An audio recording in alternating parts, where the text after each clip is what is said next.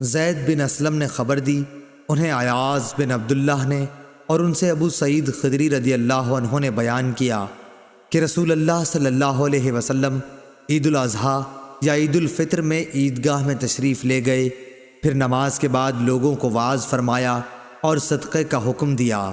فرمایا لوگو صدقہ دو۔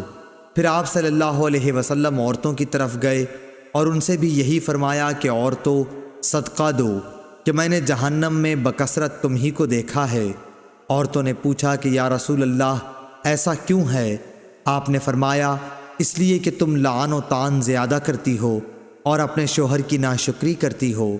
میں نے تم سے زیادہ عقل اور دین کے اعتبار سے ایسی کوئی مخلوق نہیں دیکھی جو کار آزمودہ مرد کی عقل کو بھی اپنی مٹھی میں لے لیتی ہو۔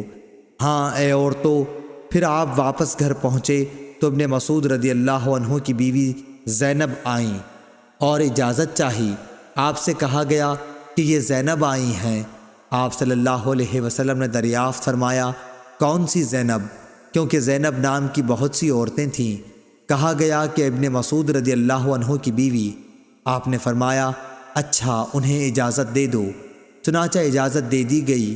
انہوں نے آ کر عرض کیا کہ یا رسول اللہ آج آپ نے صدقے کا حکم دیا تھا اور میرے پاس بھی کچھ زیور ہے جسے میں صدقہ کرنا چاہتی تھی، لیکن میرے خاوند ابن مسعود رضی اللہ عنہ یہ خیال کرتے ہیں کہ وہ اور ان کے لڑکے اس کے ان مسکینوں سے زیادہ مستحق ہیں جن پر میں صدقہ کروں گی۔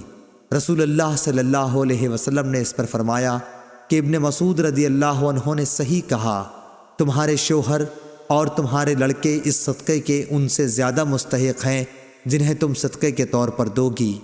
معلوم ہوا کہ اقارب اگر محتاج ہوں تو صدقے کے اولین مستحق وہی ہیں۔ صحیح بخاری حدیث نمبر 1462۔